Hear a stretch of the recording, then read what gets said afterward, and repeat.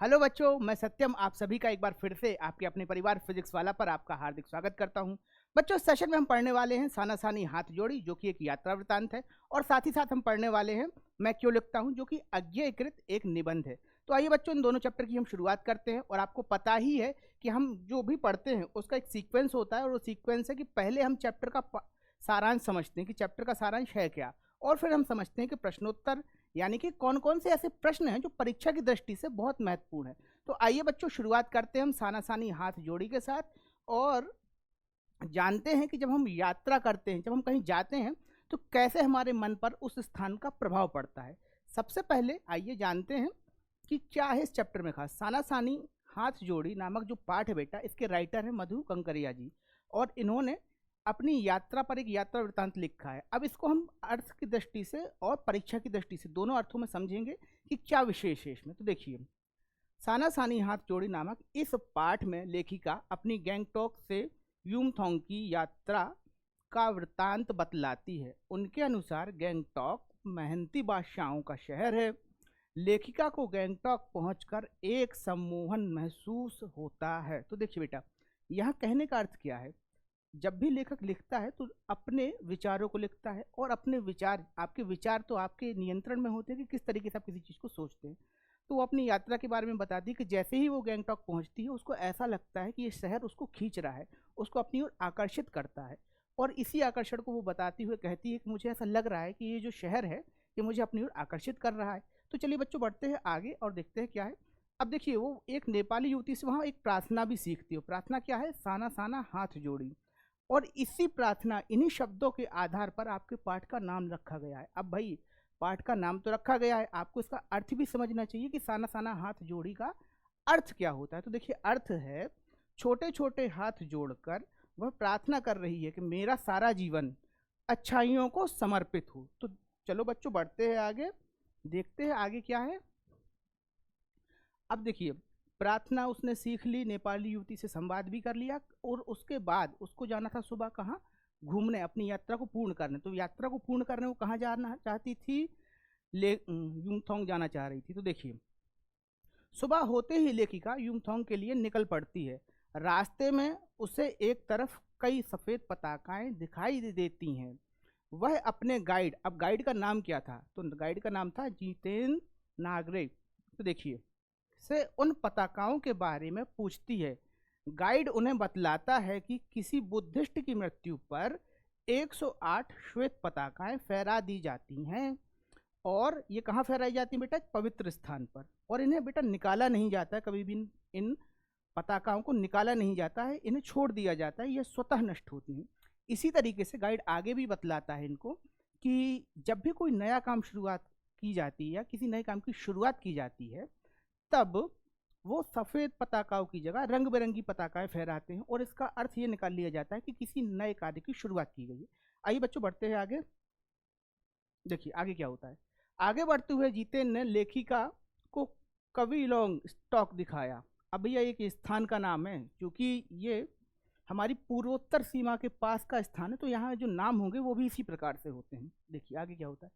इसी स्थान पर गाइड फिल्म की शूटिंग के साथ साथ यहाँ लेपचा और भूटिया जाति की शांति संधि हुई थी। तो बेटा, लेपचा और भूटिया दो जातियां हैं जो उस क्षेत्र में पाई जाती हैं, और इन दोनों के बीच सुलह भी इसी स्थान पर हुई थी, ऐसा वो गाइड इनको बतलाता है। उन्हीं रास्तों पर लेखिका को एक कुटिया के भीतर घूमता हुआ चक्र दिखाई दिया। नागरे बतलाता है कि यह धर्म चक्र है, इसको घुमाने से सारे पाप धुल जाते हैं। लेखिका इस बात पर सोचती है कि भारत में अलग अलग सांस्कृतिक रंग रूप दिखने के बाद भी भारत की आत्मा तो एक ही है। अब देखो बेटा, होता क्या है, इस कथन का अर्थ भी समझ लो और ये भी समझ लो कि हो क्या रहा है। होता ये है कि भाई, पताकाओं को देखने के बाद आगे बढ़ जाती है लेखिका, और आगे बढ़ते हुए जो गाइड होता है वो उसको एक स्थान दिखलाता है और बतलाता है कि भैया यहाँ गाइड फिल्म की शूटिंग भी हुई थी, और यहाँ दो जातियों के मध्य जो विवाद था उसकी सुलह भी यहीं हुई थी। और थोड़े ही आगे जब बढ़ते हैं लेखिका, तो उन्हें एक कुटिया में एक पहिया घूमता हुआ दिखाई देता है। वे अपने गाइड से पूछती हैं कि भैया ये क्या चीज़ है। तो उनका गाइड बतलाता है कि ये धर्म चक्र है, और ऐसी मान्यता है कि इसको घुमाने से मनुष्य अपने पापों से मुक्त हो जाता है। और जब इस विचार को वो सुनती हैं तो ये सोचती हैं कि भाई तरीके अलग अलग हैं, हमारी संस्कृति में चीज़ों को अलग अलग तरीका है, पर सबकी आत्मा एक ही है, हम भी मानते हैं। यानी कि जो देखिए जो पहाड़ों पर रहते हैं वो भी पाप और पुण्य की अवधारणा को मान रहे हैं, जो मैदानी क्षेत्रों में है वो भी ये मानते हैं कि भाई पाप और पुण्य की अवधारणा है। तो इसी आधार पर लेखिका यह सोचती है कि भाई चलो अलग अलग रूप रंग तो हैं भारत के अंदर, पर भारत की आत्मा एक है। अब बढ़ते हैं बेटा आगे और आगे देखते हैं आगे क्या होने वाला है। देखिए लेखिका आगे बढ़ते हुए सेवन सिस्टर वाटरफॉल पहुंच गई। वाटरफॉल का अनुपम सौंदर्य लेखिका का मन मोह लेता है। यूमथोंग की ओर जाते हुए रास्ते में लेखिका काम करती हुई महिलाओं को देखती है और बड़ी ही उत्सुकता से उनके विषय में पास खड़े एक कर्मचारी से पूछती है। कर्मचारी जवाब देते हुए बतलाता है कि ये सारी महिलाएं सड़क चौड़ी करने का काम कर रही हैं। तो देखो भैया वो सेवन सिस्टर वाटरफॉल पे पहुंच जाती हैं और वहां से जब लौटती हैं उस सौंदर्य का आनंद लेके तो उन्हें रास्ते में काम करने वाली महिलाएं दिखाई देती हैं। पास ही खड़े कर्मचारी से वो पूछती है कि भाई ये क्या कर रही हैं। तो कर्मचारी जवाब देता है कि भैया जिस रोड से आप आ रही हैं ना ये उसी रोड को चौड़ा करने का काम कर रही हैं। अब इस पर लेखिका अपने विचार रखती है आगे, तो देखिए क्या सोचती है। महिलाओं के श्रम को देखकर लेखिका बड़े ही उदास भाव से सोचती है, ये महिलाएं कितना कम लेकर बदले में कितना अधिक कितना ज़्यादा वापस करती हैं। रास्ते पर आगे चलते हुए लेखिका को बच्चे मिलते हैं जो स्कूल से लौट रहे हैं। जैसे जैसे सफ़र आगे बढ़ता है रास्ते की ऊंचाई और खतरा दोनों ही बढ़ते चले जाते हैं। यूमथोंग की यात्रा में लेखिका और उनके सभी साथी लायुंग के एक छोटे से गेस्ट हाउस में रुकते हैं। तो देखो बच्चों होता ये है कि उन्हें रास्ते में महिलाएं मिलती हैं, उनके विषय में वो पूछते हैं कि भाई उन्हीं के साथ एक कर्मचारी था, उससे बात करते हैं कि भाई क्या कर रही है।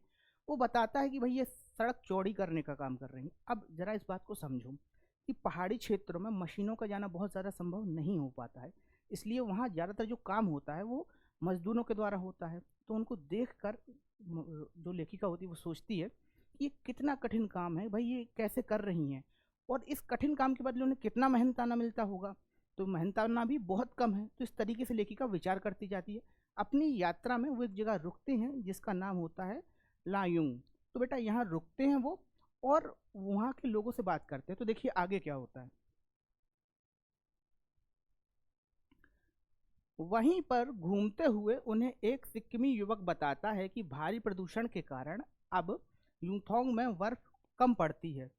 अगर लेखिका कटाव चली जाए तो बर्फबारी देख पाएगी। लेखिका ने तुरंत अपना रुख कटाव की ओर किया। अब देखो होता यह है कि बच्चा उन्हें जहाँ वो रुकती हैं उसी स्थान पर लोकल लोगों से बात करती हैं। हमेशा जब भी कोई भी घूमने जाए वहाँ के लोकल लोगों से ज़रूर बात करता है, उनसे संवाद करता है और जानने की कोशिश करता रहता है कि भाई क्या है इस क्षेत्र की विशेषता। इसी क्रम में लेखिका को एक लोकल युवक मिलता है, वहीं का जो सिक्किमी युवक है वो मिलता है और बताता है कि अब भाई यूथोंग में तो बर्फ़ नहीं पड़ती है, कम पड़ती है, क्योंकि जिसका मोटा कारण है वो है प्रदूषण। और अगर आप बर्फ़ देखना चाह रही हैं, बर्फबारी का आनंद लेना चाह रही हैं, तो आप कटाव की तरफ जाइए। जैसे ही लेखिका ये बात सुनती है वो अपना पूरा रुख अपना पूरा तामझाम कटाव की ओर कर देती है और वहाँ चलने का तैयारी कर देती है। अब देखिए आगे क्या होता है। लेखिका कटाव पहुंच भी जाती है और कटाव के नैसर्गिक सौंदर्य का आनंद लेने के उपरांत लौटते समय रास्ते में सेना की छावनी दिखाई पड़ती है। बातों ही बातों में लेखिका से एक सैनिक कहता है कि आप चैन से सो सके इसलिए हम यहाँ पहरा देते हैं। इस बात को सुनकर लेखिका उदास हो जाती है और सोचने लगती है कि जब हम इतनी ठंड सहन नहीं कर पा रहे हैं तब ठंडी के मौसम में हमारे सैनिक कैसे रहते होंगे। तो बेटा इस कथन का अर्थ समझ लो। देखो कटाव तक तो वो पहुंच जाते हैं, कटाव के बाद जब वहां से लौटते हैं तो उन्हें रास्ते में सैनिकों की छावनी दिखाई पड़ती है।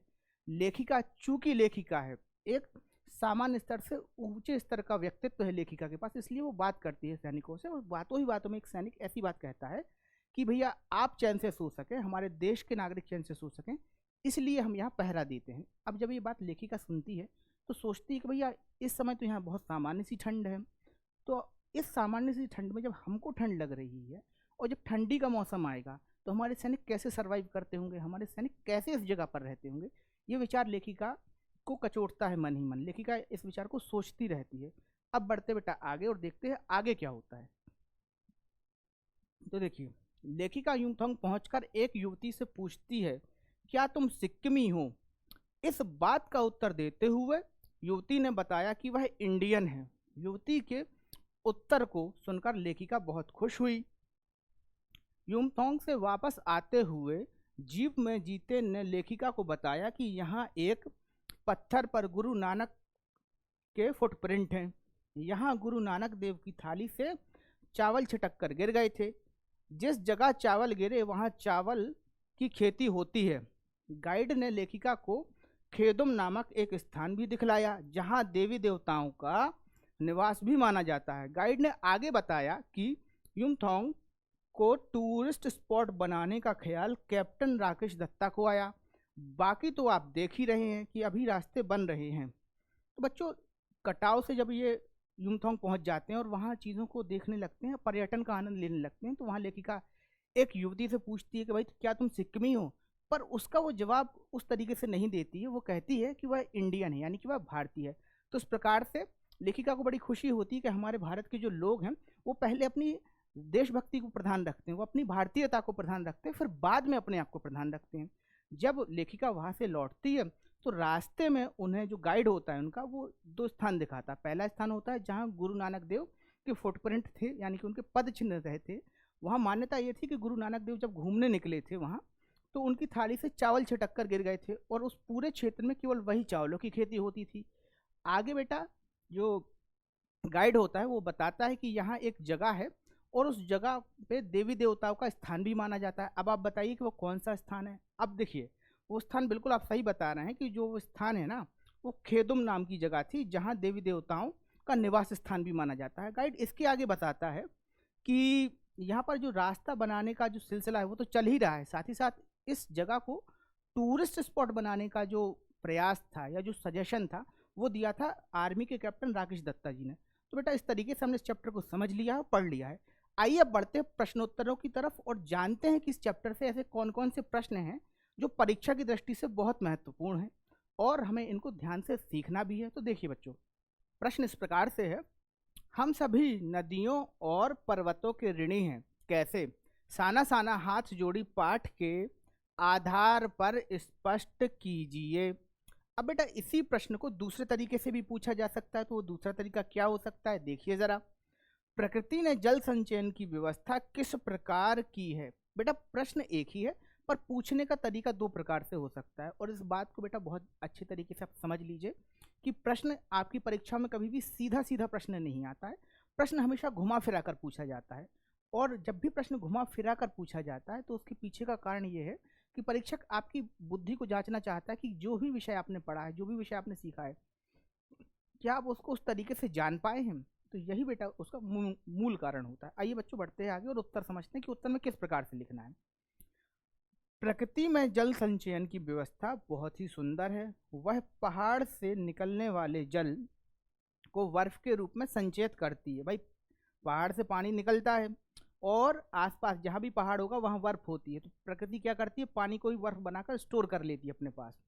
हिमाच्छादित बेटा मतलब हिम से ढका हुआ, हिम यानी बर्फ, बर्फ से ढका। पर्वत जल के भंडार हैं जो पिघल कर लोगों को या लोगों की प्यास बुझा सकते हैं। अभी बेटा ज़रूरी नहीं है कि हम डायरेक्ट पानी पहाड़ों का ही पी रहे हो, क्योंकि वो नदियों के थ्रू आता है तो उसमें एक लंबा प्रोसीजर हो जाता है। नदियों के रूप में बहती यह जलधारा अपने किनारे बसे शहरों को जीवन देती है और फिर सागर में मिल जाती है, जहाँ एक बार फिर से जल चक्र की शुरुआत होती है। इस प्रकार हम सच में नदियों और पर्वतों के ऋणी हैं।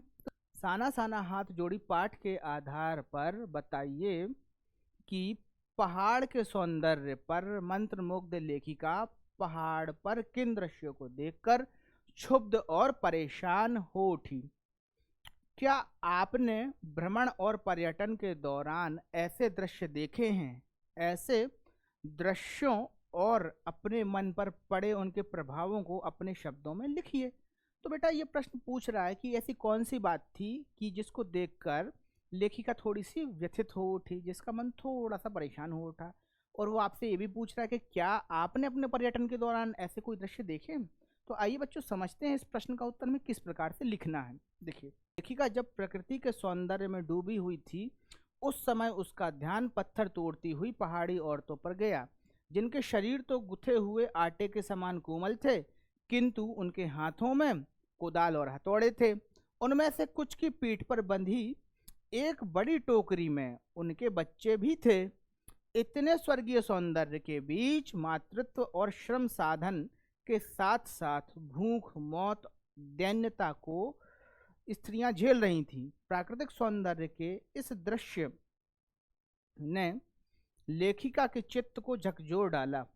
यदि हम भी पर्यटन या भ्रमण के दौरान ऐसे दृश्य देखें तो हमारा मन भी विचलित हो जाता है। ये स्त्रियां इतनी मेहनत के बदले कितना कम लेकर कितना अधिक देती हैं। तो देखो बेटा, समझ लो इनमें से हमें इस उत्तर के आधार पर किन किन बातों को परीक्षा में लिखना है। सबसे पहले तो ये बताना है कि भाई जो लेखिका थी उसने प्राकृतिक सौंदर्य का लुत्फ ले रही थी। फिर वो देखती है कि पहाड़ पर स्त्रियां काम कर रही हैं और उसे ये बात समझ में आती है कि भाई प्राकृतिक सुंदरता तो एक तरफ है, पर इस समय जो स्त्रियां संघर्ष कर रही हैं ये बड़ी बात है, और ये कितना कम लेकर कितना अधिक दे रही हैं। अब इसका अर्थ समझ लो बेटा, पहाड़ों पर जो जिजीविषा होती है, जो बेटा जो जीवन जीने की जो इच्छा होती है वो तो बहुत प्रबल होती है, पर धन का अभाव होता है, इसीलिए कम दाम पर भी बहुत ज़्यादा काम करना पड़ता है। और इसी बात को सोचते हुए लेखिका उदास हो जाती है। बेटा इस बात को मेंशन भी करना है हमारे उत्तर में। चलिए बढ़ते हैं आगे। देखिए, यात्राएं विभिन्न संस्कृतियों से परिचित होने का अच्छा माध्यम है। साना साना हाथ जोड़ी यात्रा वृत्तांत के आधार पर इसकी समीक्षा कीजिए। उत्तर देखते हैं, उत्तर किस प्रकार से लिखना है। यात्राएं विभिन्न संस्कृतियों से परिचित होने का उत्तम साधन है। जब हम देश विदेश में घूमते हैं तब हम वहाँ की संस्कृति से परिचित होते हैं। जिस प्रकार साना साना हाथ जोड़ी पाठ की लेखिका ने सिक्किम यात्रा के दौरान वहाँ की संस्कृति को जाना, पहाड़ के सौंदर्य के साथ साथ उन्होंने यह भी समझा कि पहाड़ पर जिंदगी की कई ऐसी मुश्किलें हैं जो दूर से देखने पर नजर नहीं आती हैं। तो बेटा इस प्रकार से इस प्रश्न का उत्तर हमने जाना। आइए बढ़ते हैं अगले प्रश्न की ओर। देखिए अगला प्रश्न किस प्रकार से है। साना साना हाथ जोड़ी के आधार पर लिखिए कि देश की सीमा पर सैनिक किन कठिनाइयों से जूझते हैं। उत्तर देख लेते हैं। लेखिका अपनी यात्रा के दौरान भारतीय सेना के कुछ सैनिकों से मिलती है। बातों ही बातों में एक सैनिक लेखिका से कहता है कि आप चैन से सो सके इसलिए हम यहाँ दिन रात पहरा देते हैं।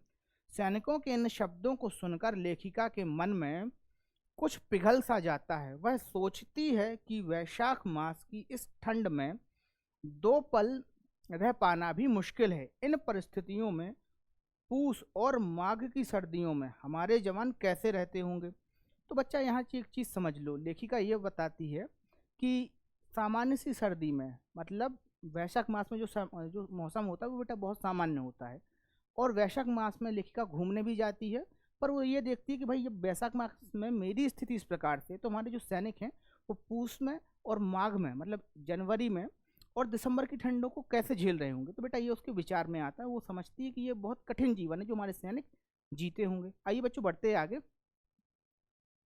देखिए, साना साना हाथ जोड़ी पाठ के आधार पर गैंगटोक के मार्ग के प्राकृतिक सौंदर्य का वर्णन कीजिए, जिसे देखकर लेखिका को अनुभव हुआ कि जीवन का आनंद ही चलायमान सौंदर्य है।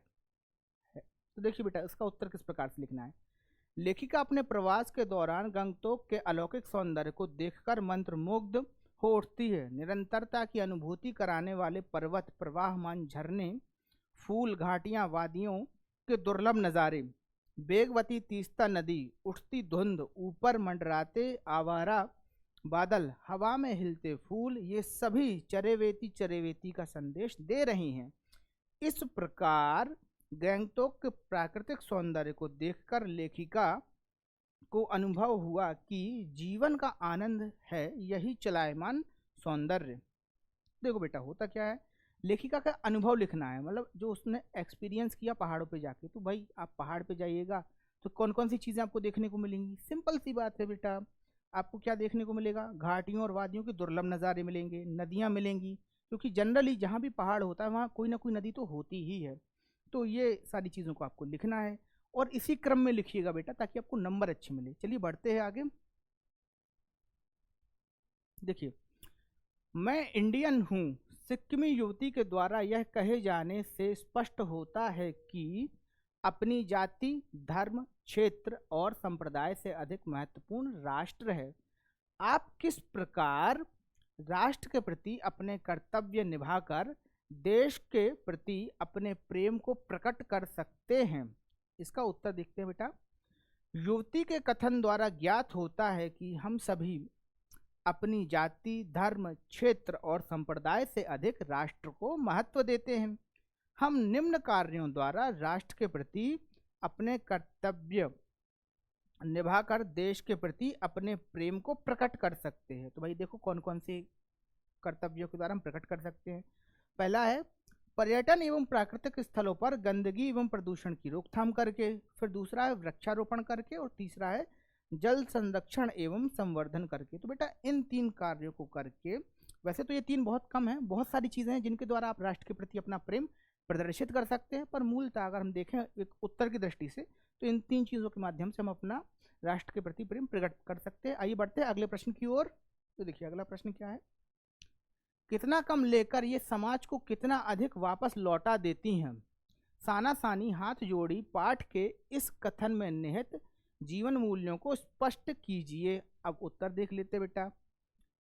लेखिका ने यह बात उन स्त्रियों को देखकर कही जो पहाड़ के भारी भरकम पत्थरों को तोड़कर रास्ता बनाने का श्रमसाध्य कार्य करने में लगी रहती हैं। उन्हें बहुत कम पैसा मिलता है, पर वे देश समाज को बहुत अधिक लौटा देती हैं। देश की आम जनता भी देश की प्रगति में भरपूर योगदान करती है और उन्हें उतना पैसा नहीं मिलता जितने की वे हकदार हैं।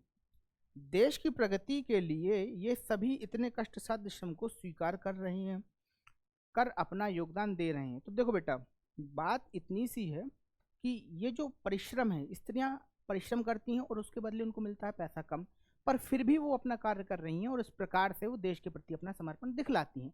आइए बच्चों बढ़ते हैं आगे, अगला प्रश्न देखते हैं।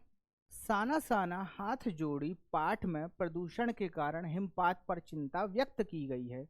प्रदूषण के और कौन कौन से दुष्परिणाम सामने आए हैं? तो देखिए बेटा क्या उत्तर है। साना साना हाथ जोड़ी पाठ में प्रदूषण के परिणाम पर चिंता व्यक्त की गई है।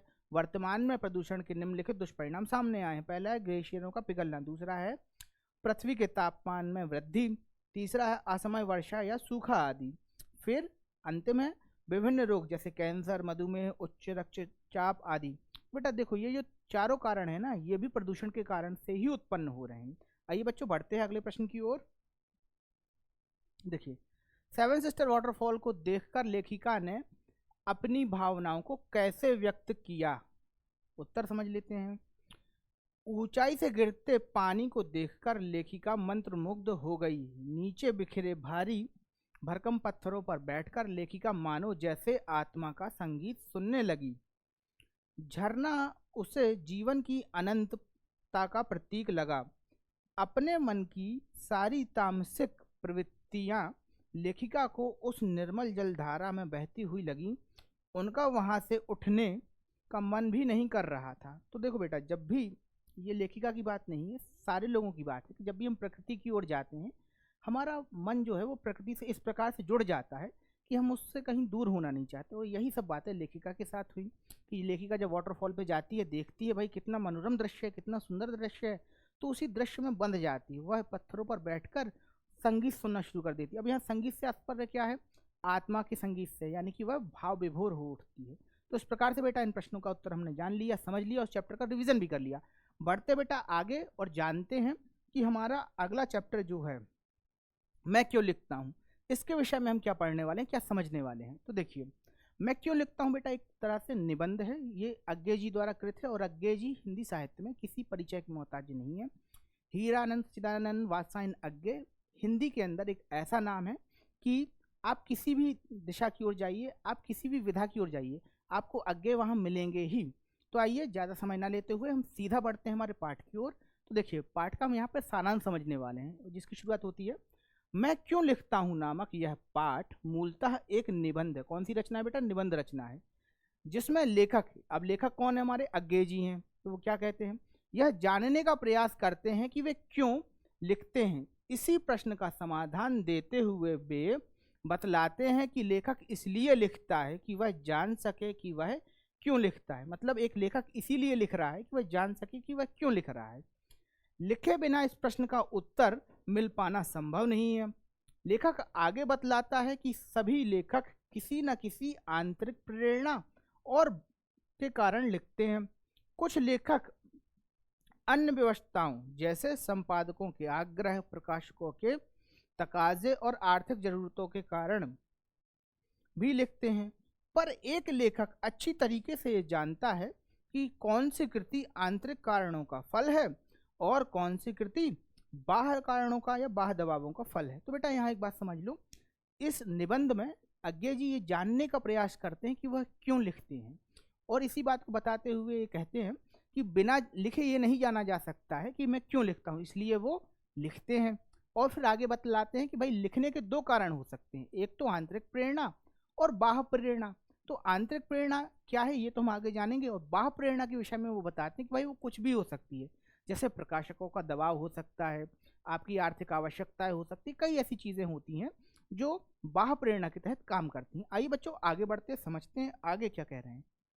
वास्तव में कुछ लेखक इतने आलसी होते हैं कि बिना दबाव के कुछ लिख ही नहीं पाते। उनकी स्थिति वैसे ही होती है जैसे कोई आलसी व्यक्ति अलार्म बजने की प्रतीक्षा में बिस्तर में पड़ा रहता है।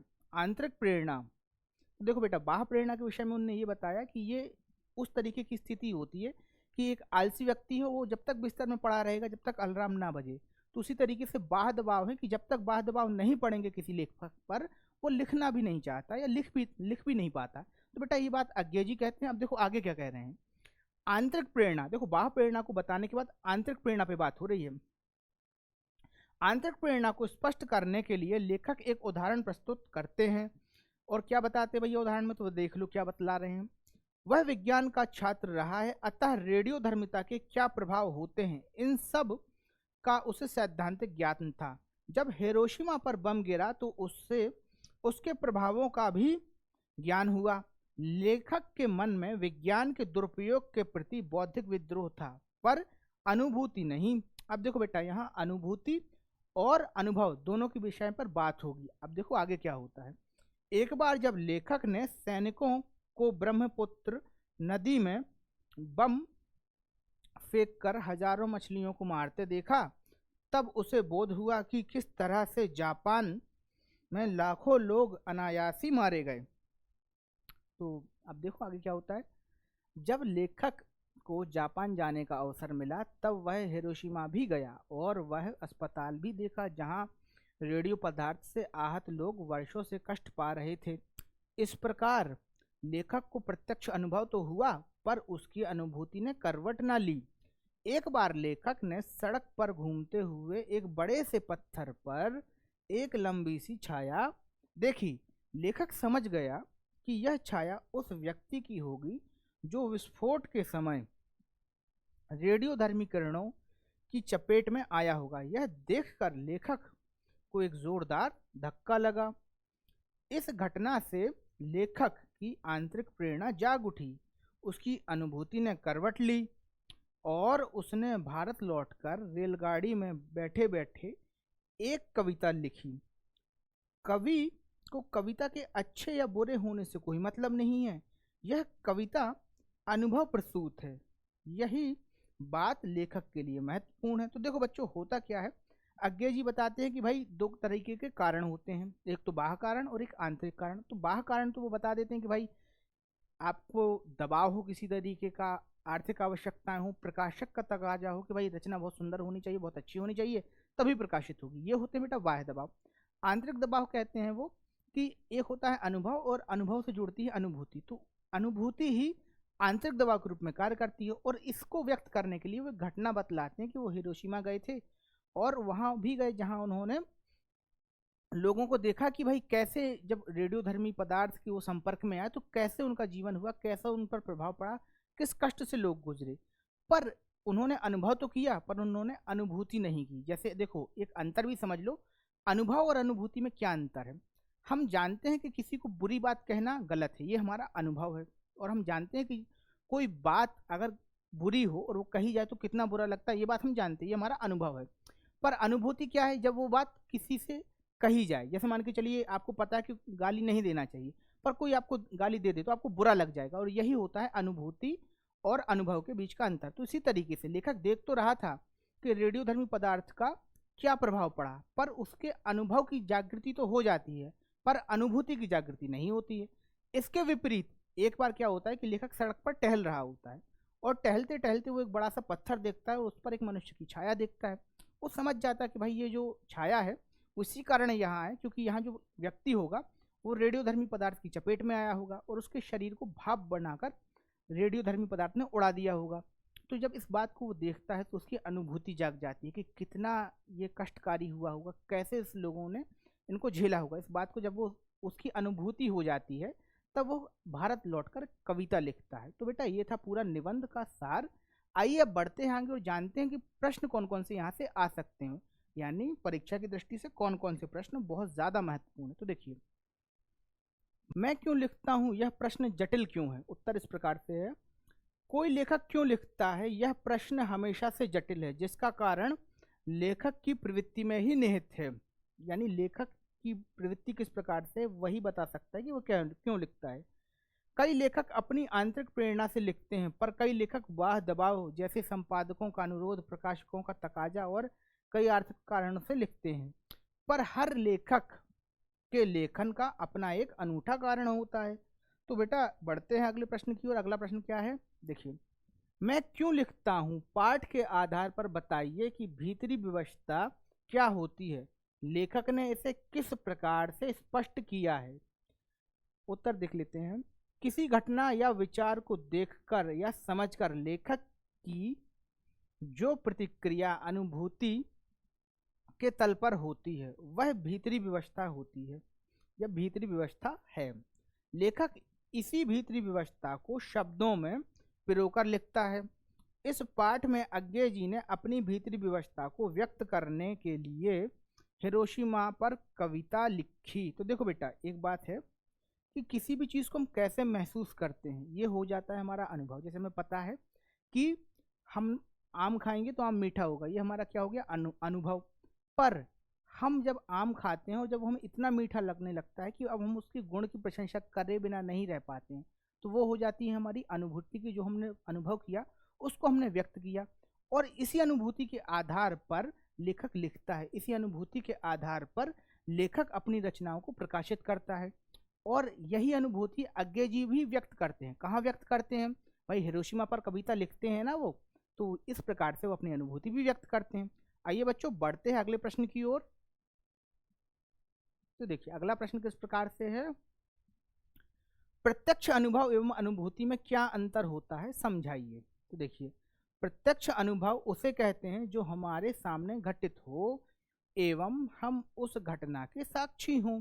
देखिए, कोई भी चीज जब हमारे सामने घटित हुई तो कहते हैं ना कि वो प्रत्यक्ष हुआ। अब प्रत्यक्ष शब्द का अर्थ क्या होता है, प्रति धन अक्ष, यानी कि आंखों के सामने, तो इसको कहते हैं प्रत्यक्ष। जब भी कोई भी घटना हमारे सामने घटित हो वो क्या कहलाएगी, प्रत्यक्ष। और आगे क्या होता है, तो देखिए, पर यह अनिवार्य नहीं कि किसी घटना का प्रत्यक्ष अनुभव हमारी अनुभूति को जागृत कर दे। अनुभूति तभी जागृत होती है जब हम किसी घटना से जुड़ाव महसूस करते हैं। वही बात है बेटा कि हम सब जानते हैं कि दुखी नहीं होना चाहिए, पर कोई हमको कुछ कह दे तो हम दुखी हो जाते हैं, फिर तो कहते हैं अरे रे राम राम राम, अब कैसे जिएंगे। तो यही बात है जीवन के अंदर कि जानते तो सब हैं, पर जब बात हम पर आती है तो उसको हम कहते हैं अनुभूति, और हम उस समय उसको कैसे डील करते हैं। अनुभूति मूलतः किसी घटना के प्रति आंतरिक व्यक्तित्व की प्रतिक्रिया है। अनुभूति क्या है, किसी घटना किसी चीज के प्रति हमारे अंतःमन से जो विचार उठते हैं वो कहलाते हैं अनुभूति। और अनुभूति बेटा हमेशा व्यक्त होती है, ये भी बात रखिएगा कि आपको अगर किसी चीज की अनुभूति हुई तो कहीं ना कहीं वो व्यक्त होगी। जैसे आपको कोई कुछ बोल दे, आपको डांट दे, तो आपकी अनुभूति कहाँ से व्यक्त होगी, आपके हाव भाव तुरंत बदल जाएंगे। आप भले ही कुछ ना कहें पर आपके हाव भाव व्यक्त होने लगते हैं कि भाई ये तो कुछ बात गड़बड़ हो गई है। तो इसी तरीके से अनुभूति हमेशा व्यक्त होती है। अब आगे देखिए क्या है, इसी अनुभूति की आधार बनाकर, देखो बेटा अनुभूति के आधार बनाकर, आधार मतलब प्रेरणा बनाकर भी लेखक लिखता है। हर लेखक कुछ ना कुछ महसूस करता है जीवन में, और उसी अनुभव को अनुभूति बनाकर, उसी अनुभव की प्रेरणा बनाकर लेखक लिखता है। तो इस प्रकार से बेटा इस प्रश्न का उत्तर हमने जान लिया। आइए बढ़ते हैं आगे। तो देखिए अगला प्रश्न किस प्रकार, मैं क्यों लिखता हूँ पाठ के आधार पर बताइए कि मनुष्य ने विज्ञान का दुरुपयोग किस प्रकार किया है। अब देखिए बेटा इसके उत्तर को समझ लेते हैं। क्या है उत्तर? विज्ञान मानव कल्याण का साधन है। ये तो सभी जानते हैं कि भाई विज्ञान जो है वो मनुष्य के कल्याण के काम में आता है, परंतु आज मानव ने इसका दुरुपयोग किया है। हिरोशिमा पर परमाणु बम का प्रयोग इस बात का प्रमाण है कि मानव ने विज्ञान का दुरुपयोग ही किया है। आज चिकित्सक अपने ज्ञान का प्रयोग सेवा भाव से नहीं अपितु व्यवसाय भाव से करते हैं, यानी कि बीमारी को ठीक करने के लिए नहीं, पैसा कमाने के लिए अधिक से अधिक करते हैं। जैव प्रौद्योगिकी के आविष्कारों को कोरोना जैसे रोगों में बदलना विज्ञान का भयंकर दुरुपयोग नहीं तो क्या है? तो देखो बेटा, मनुष्य ने हमेशा, वैसे यहाँ सारे मनुष्यों की बात नहीं की जा रही है, कुछ मनुष्यों ने चीज़ों को अच्छे तरीके से भी किया है, पर जनरली एक बात की जा रही है कि विज्ञान का दुरुपयोग तो मनुष्यों ने किया है। जैसे कोरोना जैसी बीमारी थी तो ये विज्ञान का दुरुपयोग ही है, क्योंकि ये बीमारी प्राकृतिक नहीं थी, लोगों ने इसको ईजाद किया था। तो बेटा इस प्रकार से हमने इस प्रश्न का उत्तर भी जान लिया। आइए बढ़ते हैं आगे। देखिए, हिरोशिमा जाने पर लेखक को क्या प्रत्यक्ष अनुभव हुआ? इसका उत्तर है, लेखक अब तक तो पुस्तकीय ज्ञान के आधार पर हिरोशिमा में हुई क्षति का अनुमान लगा रहा था, परंतु जब वास्तव में वहां जाकर अस्पताल में कराहते हुए व्यक्तियों को देखकर लेखक बहुत आहत हुआ।